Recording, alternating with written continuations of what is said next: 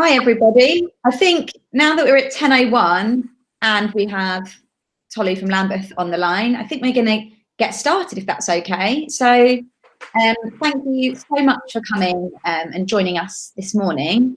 It's going to be, as is the We Are Waterloo Way, a fairly informal kind of discussion from our side around what we're trying to do and what we've been up to over the past, goodness knows, 8 weeks, 9 weeks, whatever it's been. And where we're at now with trying to support, the return to the workplace for you guys. We're going to run from our side, run you through our pre-recovery strategy. If I could ask you guys to mute yourselves, if that's all right, just so we don't get any background noise, other than speakers, which I think, Natalie, Alex, are we going to start with Tolu, or would we want to start with Al or Cathod? How do you want to play it? Shall I just decide? Okay. Tolu, if we could start with you, if you could unmute yourself. So Tolu is from Lambeth Council, and we thought it'd be a good idea to just for you all to be aware of what Lambeth are doing at the moment, across a lot of spheres, and advice that Tolu has thought about in terms of returning to an office situation. So that's how to best navigate an office from social distancing perspective, risk assessment perspective, all of that sort of stuff. So, Tol, if you wouldn't mind introducing yourself, a little bit about your role, and then what Lambeth has been doing, in kind of the public realm, but also advice for businesses on returning to work, that would be great. Hi, good morning. Thank you. Can you hear me? Yes. Okay, good.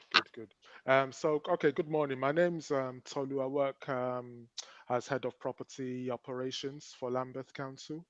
So, as you can imagine, we have been more or less, my team have more or less been at the forefront of getting buildings ready for, the gradual easement and the gradual return to work. So the government have also recently issued some more or less basic guidelines, which I think we in Lambeth have more or less been adopting. One of the first starting points is as employers, you're supposed to undertake a building risk assessment that covers various aspects. That would include, for instance, how are you going to access the building? Um, are you going to implement a one-way system into the building? If your building is big enough, a one-way system in, a one-way system out. How are you going to implement social distancing within the building? We in Lambeth have put down a number of floor markers on desks, so that just to make sure that we are where we are maintaining the 2 meter distancing rule. Um, we One of the things as well that we've also done is that we've implemented cleaning and a much more enhanced cleaning regime, especially focusing on commonly touched points such as lifts, doorknobs, um, chairs, desks, and so on. Where we had prior to this crisis, we had what was a hot desk policy. We've now more or less relaxed that as well, so that if a staff member comes in on a particular day, that would be their workstation for the day, and so on. Additional aspects include I've talked about the enhanced cleaning regime from a building safety point of view as well. We didn't stop our planned maintenance even for the buildings that we have shut down. But if you're coming back to the building, one of the first things that you would need to do in terms of water hygiene is to have your water systems disinfected. Because even if your buildings were in occupation during the lockdown period, they were not the turnover of the water systems was probably not as high as they would have been if the building was in full occupation. So, in terms of, and that could lead to things like the multiplication of bacteria in the systems. So, what we have done is that we are now beginning a program of disinfecting our water systems across our building portfolio as well. We've I've talked about social distancing. I'm happy to, if you give me some time, I can probably share some pictures of the town hall that we have done in terms of the social distancing markings and so on. One thing that we've also put in place is that if you've got lifts in your building, for instance, we've instigated a rule that only one person at a time can use the lifts. We encourage staff, visitors to the building to use stairs where they can. We've put hand sanitizer units or at the entry point of the building, operated by a foot pedal, so that you don't have to touch it, but you just come in, press down on your foot, and rub your hands and so on. We've put hand sanitizers, hand wipes on each available workstation, on each bank of so that staff members can come in and clean their own workstation if they're just it's more or less for their own, for a staff members ease of mind, not because we've, as I said, we've already got an enhanced cleaning regime in place. um, we've in our building risk assessment, we particularly looked at we will be carrying out much more detailed risk assessments for BAME staff, Black and ethnic minority staff, in terms of because they are much more, according to the statistics, they're much more susceptible to fall into COVID-19 than say um, other ethnic groups. Um, we One other thing that we have done is I've talked about cleaning, security, is I've talked about the lifts, and yes, I think in a nutshell, I think I've covered the main thing. I think when we did our building risk assessments, we it was done on a number of key assumptions. One of the assumptions was that staff members over 70 years old will continue to work from home. Staff members that fall under any of the vulnerable, the published vulnerable groups. So maybe they've received a shielding letter from the NHS, or they suffer from asthma and so on. They will continue to work from home. Um, Pregnant women as well will continue to work from home. I think if you're over 28 weeks, you will continue to work from home. If you're under 28 weeks, the option of working from home, but you definitely will not have a public facing or meet, face to face with the members of the public. And yes, and we also and there's also a certain element of goodwill that we expect from staff as well, and in a sense that if you're feeling unwell or and so on, then declare it to your manager and don't come into work, essentially.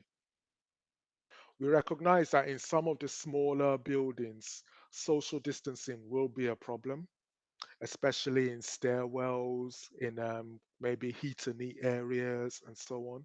So what we have done is we've agreed staggered break times for buildings that are in multiple occupation. So, and staggered arrival and leaving times for teams um, accessing the building as well. In terms of the use of corridors, stairwells, some of which are quite narrow, I know that the social distancing rule is, you keep 2 meters apart in strict distance, but we took guide we took guidance from our Lambeth's public health, but we're fortunate as a local authority. We have got in addition to our corporate health and safety team, we also have a public health team who are medically qualified personnel.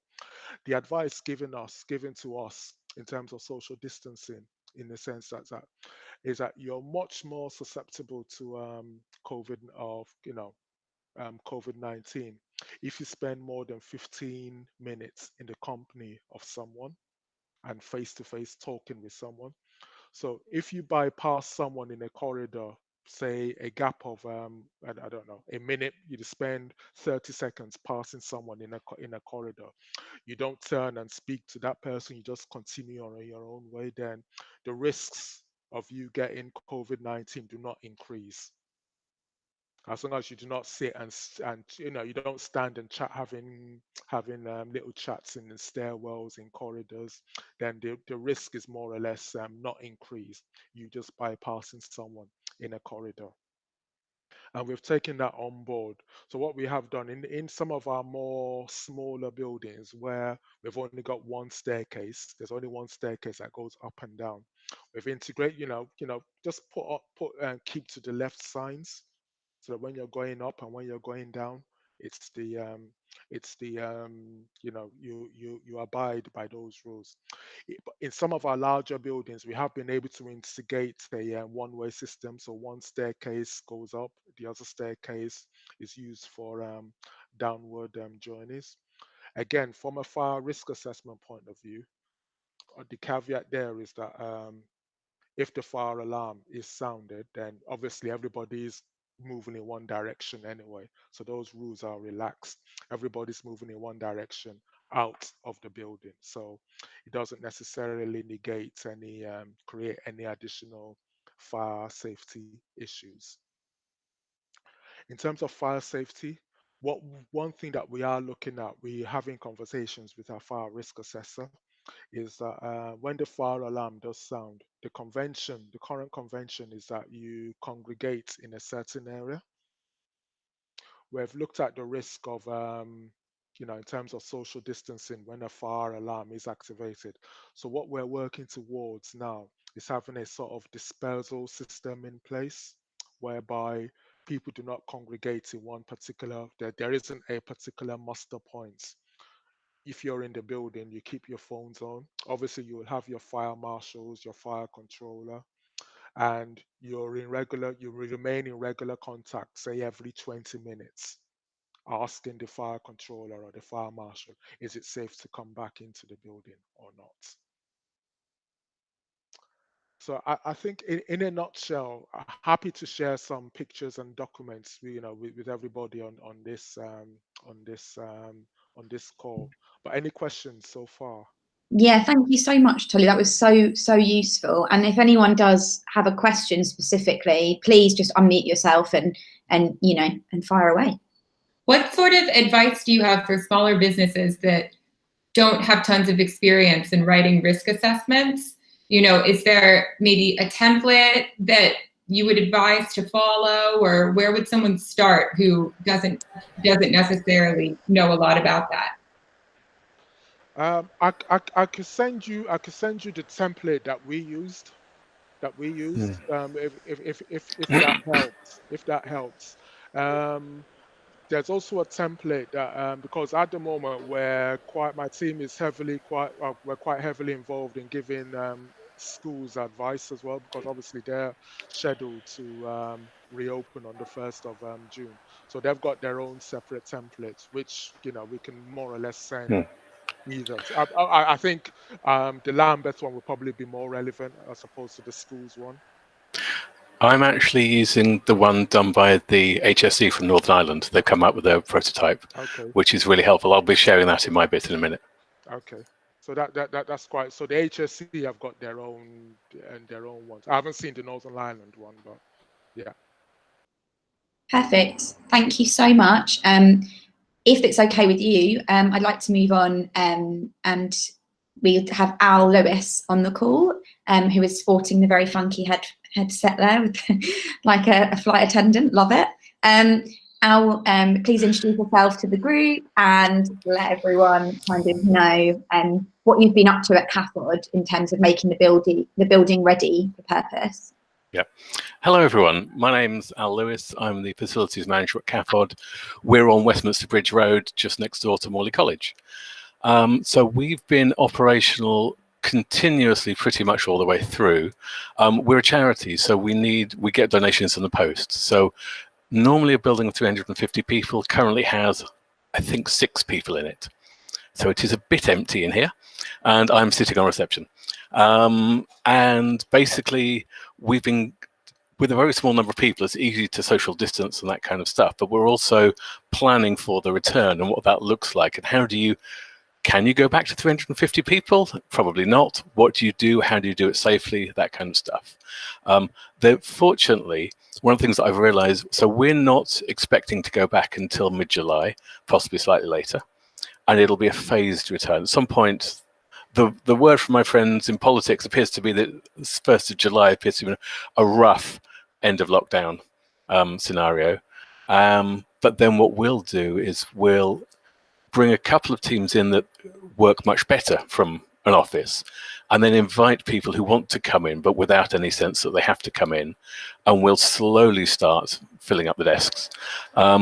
We're going for a quarter occupancy for the next 12 months. Basically 1 desk in 4. So we're assuming that the virus is going to be with us for a while. Vaccines or cures will take time. We won't be back to whatever the proper new normal is until we can shake hands with the business contact when they come to meet us. And that's going to be quite a while away. So I'm assuming that most of our staff will be working from home for 12 to 18 months. And we will have the building occupied up to a quarter as we kind of fill up over time. And we'll work that out as we go along. A lot of it is, I'm trying not to reinvent the wheel. There's a lot of, I'm going to give you some examples in a second. There's a lot of very good advice out there for people who do this stuff for a living. And therefore, I'm just waiting to a degree for the industry to catch up, to go, here's best practice. And by the time we get to 2 months' time, it'll be a lot clearer. A lot of people will have tried different things and doing things in different ways. Now, let me just, so a couple of interesting things you might want to consider. Oh, hang on, I need to do sharing. Excuse me a second. Right. That and that. So hopefully, okay, so these people have done a very interesting concept. Cushman and Wakefield, they've done a 6 feet office where they've designed furniture and desking and carpets with a 6 feet diameter in it. So I mean, okay, these people are selling office furniture and office layouts, so it's in their interest, but it's just a really interesting concept. And that was part of what started me thinking about how it works. This one here is the best risk assessment I've come across so far, and it's been quite highly regarded. For some reason, it's the Northern Ireland version of the HSE, no idea why, but they've come out with them. The main HSE website I found slightly impenetrable, but this is a really, really useful template, and it talks you through all the stuff, and it just structures it very simply because it doesn't need to be complicated. You're only doing the risks on what the risk is people can contract the virus, therefore what things you're trying to mitigate and reduce. And the other one I wanted to show you was this is just arrived in my desk today. These people are very, very good, British Safety Council. My colleague is currently making his way through all 36 pages, but this is going to be a good read. These people I definitely recommend. So specific. Al, would you be able to put these links in the chat of this? Yeah. When I finish nattering, I'll put them all in for people. So we've thought through most of the issues, but not everything yet. But I'm also aware that I've got 2 months to work this out, so I'm not in too much of a hurry. We currently have hand sanitizers front and back, and we have an absolute sanitizer on entry policy. Because people use passes to get in, they don't touch anything. So then come in, they sanitize their hands immediately before they go to their desk or anything else. And then what we've done is we're currently propping open the doors with fire extinguishers, but just the one.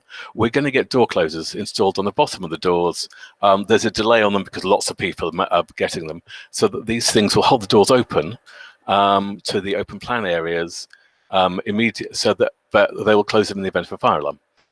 They're operated on a decibel rating, so if it gets loud enough from the fire alarm, they'll automatically spring shut. What this means is this is one less thing for people to touch. The two things we're trying to address are social distancing, keeping people apart, and minimizing touch points. So the fewer things that people have to touch, the fewer chances there are of sharing any germs or problems. So this is the start of, so we've done one part of our floor, which we're trialing on the post team who are in at the moment. Essentially, it's one desk in 3 or 4.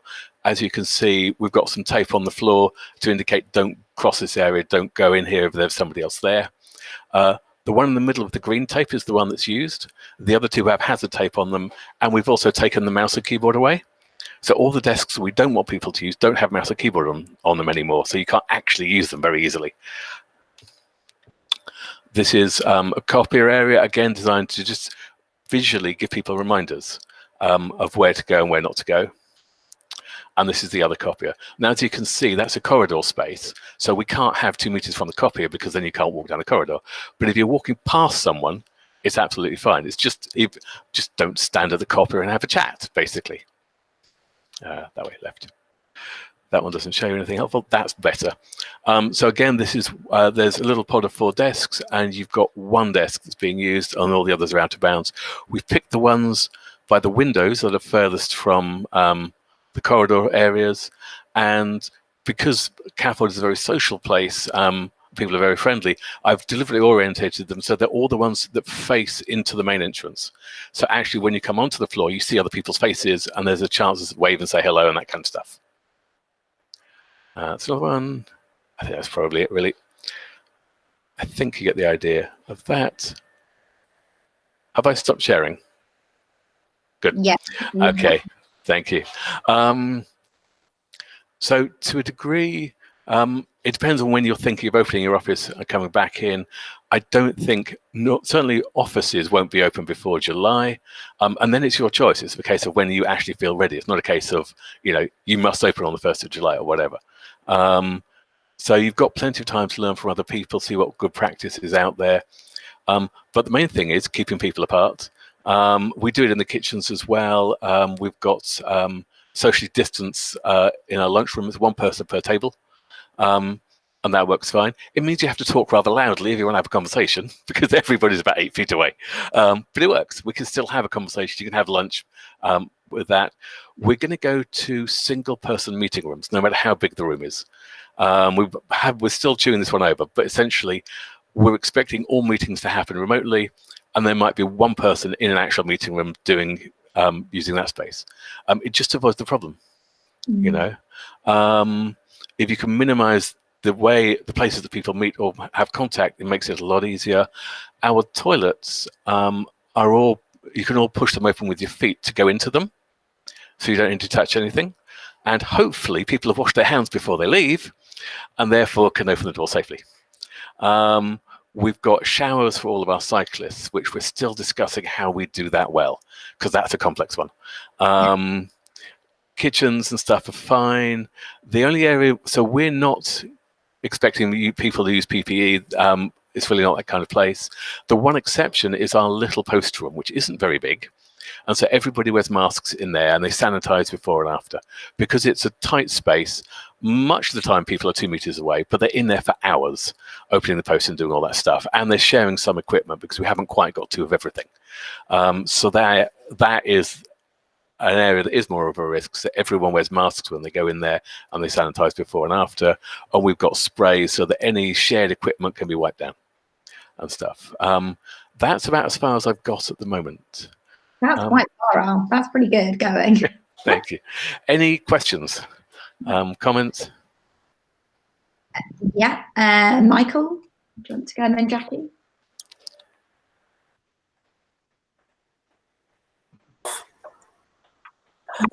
You're reducing your staff by a certain percentage in order to get the desk spaces as you want them.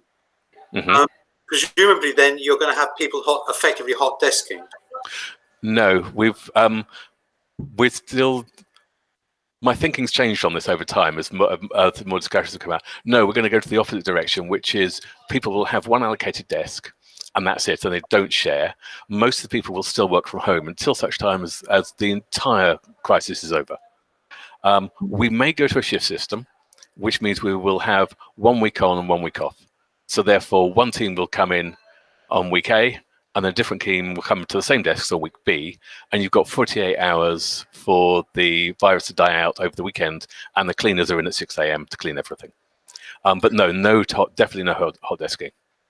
Okay, one other question is, in the future, are you assuming that another viral attack may happen, and therefore we have to reconsider design of offices for into the future? Good question. Hadn't thought about that. Good. I think probably life will go back to actual normal. Sorry, yes, I can't give you lots of work redesigning every office in Britain. Sorry, but well, I'm leaving the meeting. No, I suspect at some point we'll all be getting on the tube as we were and going to offices that are as full as they were. I think what it's done is it's changed the landscape for offices in the sense that most employers have seen that remote working works, that home working actually is a success. Lots of people were resistant, but now everyone's having to do it. So I think people will see that that's becoming much more of a cultural thing. But also I think offices will become more valuable because in-person meetings will actually matter in a way. If you've bothered to actually go to see someone face-to-face, that has more weight and more value to it than if you've just Zoomed them. So I think there'll still be offices and meeting spaces, but we will just use them differently. Jackie, you had a question? Well, it wasn't so much as a question. I was just very interested because at the moment you're propping up your fire doors. And I was just wondering whether you're aware, I mean, there's a number of alcohol contact push plates, and that would prevent you from having to prop open fire doors and basically just set over push plates on doors. So as you touch them, you have hand-to-hand contact, and it just destroys any sort of virulent, contact from the doors. And that might be something which would be far safer for you, because we're finding that different companies have different problems, and trying to make things as contactless as possible is very, very difficult. So I can put you in touch with people if you want to look at that, but it may be a very safe but good option for you. That could be interesting. I mean, we're only actually doing it on one door at the moment, but we're going to get door closers on them, which will hold them open permanently, and they will release an event of fire, and that should be installed within a month. So that's how we're trying to avoid that one. But actually, no, if there is other technology or ideas out there, certainly open to seeing what we can learn. It's just like almost like a foam pad that sits on top of it, just sticks on it. It's an adhesive. It will stick on top of the normal push plate. Oh, I see. But it's just got an alcohol film. Right. So as you would find in your normal detergent, as someone has hand-to-hand contact on it, it then will just destroy any, virus or bacteria on contact. There's also options for handles as well. So you've got a push and a pull option. I mean, we've been exploring a whole lot of stuff and technology and innovations. Some of them are nonsense, and they're very clearly designed to try and generate money from people. But these are quite a useful option for you. So I thought I'd suggest it for you. That's actually interesting, because the push option is fine because almost all of our doors have got kick plates, so people can open them with their feet or their elbows. The pull side is more of an issue. So at the moment, we don't know what to do about the disabled toilets because those have got handles on them. So at the moment, probably not going to open them unless requested, because I can't think of another way of of dealing with that issue. So what we do about how do you open doors with handles is one that I'm hoping. So your idea of the contact thing or other ideas will come out in the next few weeks, I'm sure. But that's one we haven't solved yet. Yeah, I'm happy to. The We Are Waterloo team, I can share with them some of the stuff that's out there, and if you wanted to go out, we can obviously put you in touch with those suppliers and manufacturers. Just so that you can get the data and their stats directly from them. Okay, yeah, thank you. Sounds good. That'll be good checking. Any more questions for Al? Or if not, I'm going to quickly present my screen, and I'm going to run you through kind of the bid at large and what we've been up to in a pre-recovery / moving towards recovery sort of. Michael, did you have a question? Yeah, just a real quick one, Al. Have you been doing anything with measuring people's temperatures? Have you infrared thermometers, anything like that? No. And we're probably not going to. Interestingly, there's a GDPR issue with that if you do it, because it's personal data. But no, we're not quite going that far. Oh, Harry's. Okay. Sorry. I'm going to cut you off. Please still talk. Because I was looking at this and I just thought it doesn't really deal with people who are asymptomatic but carrying. Yeah. So. And it's also, I think, because we are just, the other thing we're having is a no visitor policy for a while. So no volunteers, no visitors, sorry. And we will have staff coming back. So actually you're getting the same people day in, day out. Right. So therefore, because it's the same people, I think the heat detecting temperature thing works well if you have a building that would have a lot of different people in, a lot. Therefore, you've got a lot of changing staff. If you've got a static population, then actually the chances of infection actually go down quite a lot because it's the same people day in, day out. If you are, say, Lambeth Council with everybody flooding in and out of the doors, then actually the risks are a lot higher because you've got a much wider, broader, random set of the population. Okay, perfect. Thank you. Cool. Okay, over to you, Harry. Thank you, Al. Sorry, can I just ask Al one more question? It's not really a question, sure. It's more of a comment. But are you planning on having like a reintroduction for your staff, for your staff before they come back, so that they completely understand the procedures in place before they step foot in the building? Yep, we're going to do a webinar for everyone who's coming in, and we'll show them pictures, and that'll allow them to ask questions, and then we'll send them a document afterwards before they've even stepped into the building. Perfect, cool. Thank you. Okay, I'll share the links I mentioned while Harry does her presentation. Brilliant. Can you guys hear me? Can you nod? Thank you. Brilliant. It says like the microphone's off, but obviously not. So I'm going to share this document with you. So I'm not going to read it word for word, but I just thought I would run you through kind of what we're at and where we're at and how we've come to this kind of conclusion of what we're going to be doing. So just a little bit of an introduction is we know that Waterloo, the recovery isn't going to be as simple as opening the doors. So it's about how we get to where we want to be safely. And we've been looking at some advice given by high street expert and bid legend Bill Addy. I've got to say, he's Liverpool Bid's main guy, and he came up with these 5 steps. And it's quite simple, really, that I think other companies can use, but we've kind of employed the 5 steps to recovery for We Are Waterloo and the bid area. But it's essentially kind of thinking of security, thinking about clean and attractive for you guys when you come back to the area, working together collaboratively all the time, listening, communicating to members, with what we know as we know it kind of thing, and effectively through a manner of different kind of streams, and then promoting the area essentially. So safe environment, I think this is about what we've put in place already. And in April we started, we kind of got a warden control service off the ground with the Vaults Theatre. It's going really well. Obviously for a lot of businesses, and I see Honor on the call and others, you might not be able to be there in Waterloo, but you still want to ensure that your business is being thought about and the area is being monitored.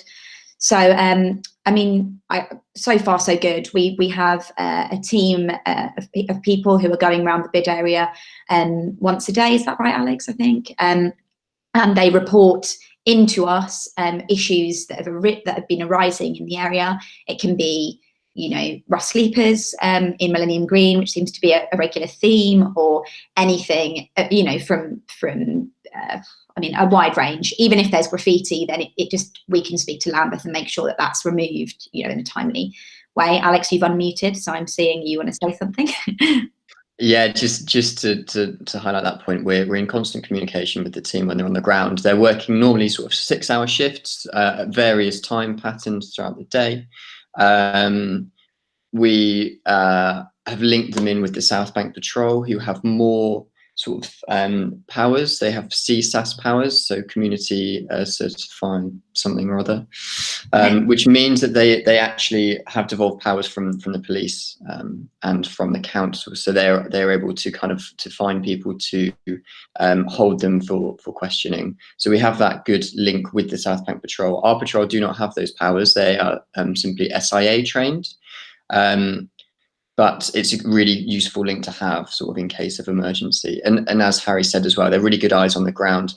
This links into other strands of the strategy, making sure that the area is safe and nice for people to come back to. So if we're able to keep on top of things like fly tipping and graffiti and just junk being left about, if we're able to keep on top of that now, when we actually come back to a new normality or whatever people are calling it, it will be a less arduous task for us to make the area nice again.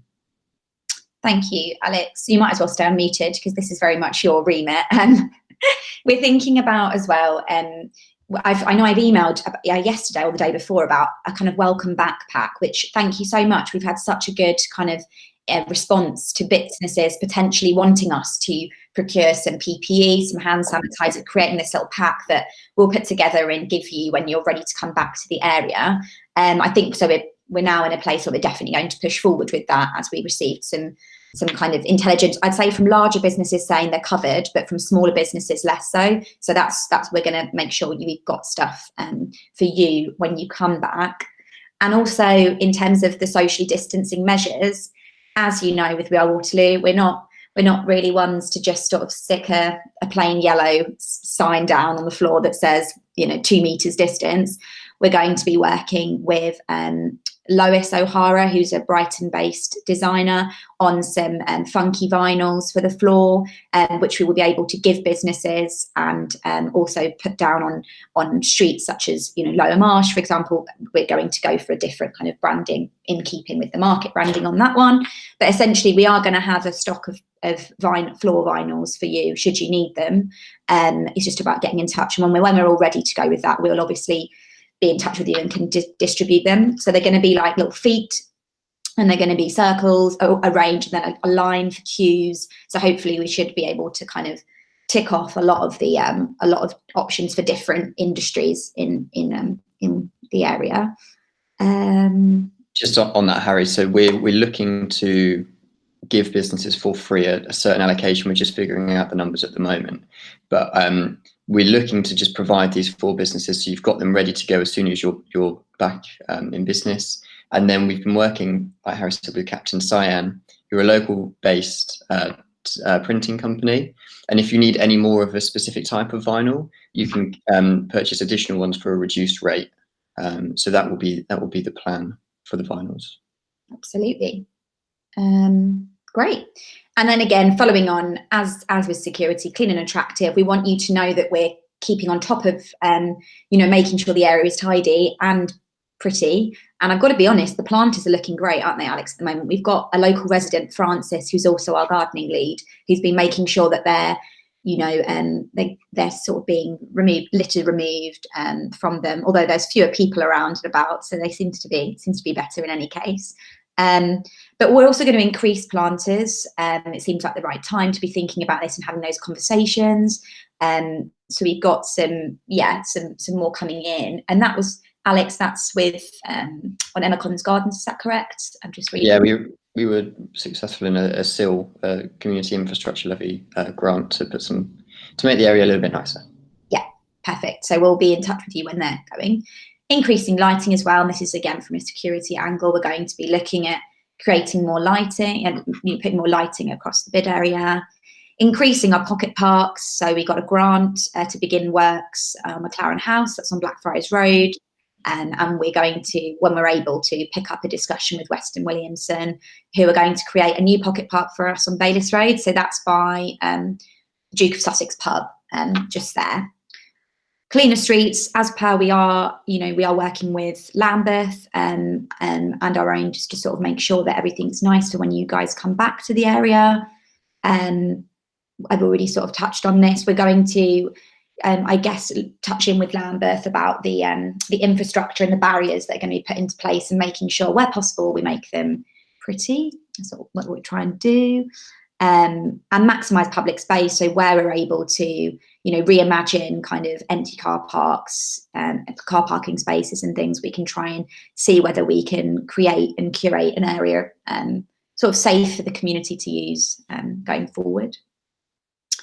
And then restoring confidence, you know, it's a very tough time. We have spent a lot of our a lot of time speaking to businesses, trying to access grants, speaking to the council. But I think for us, it's about kind of whenever we hear anything, it's about letting you know, giving you, whether that's by calling, whether that's by newsletters, whether that's by working with Hudson Fogel, who I can see are on the call, on creating funky infographics that kind of explain to you in layman's terms how to apply for schemes. Everything we hear from our contacts at the council and central government, we will just be constantly telling you. And, you know, we may be working from home for a while, but we're going to be on the phone whenever anyone needs us. We've kind of redesigned the website to have a COVID business resource hub. So anything we come up with, whether that's, now we're talking about health and safety and some of the stuff that Al said, we'll put all of that plus, you know, a transcription of this up on our resource hub. So everything you need, templates and stuff should be there. We're obviously doing this. We're going to have, I mean, it's great to see so many of you. So maybe there's an argument that we can continue doing these, you know, before we go back to work, like a back to work webinar, just to make sure that people are thinking about it when it's right, you know, right about to start and going back to the workplace. But also, if you have any ideas or suggestions of what you'd like, let us know, and we can try and make it happen in this time. And then, you know, it's about being honest. It's about you know, giving you, as I say, with the other point, it's just about telling you what we know and you know, being as transparent as we can be at these times.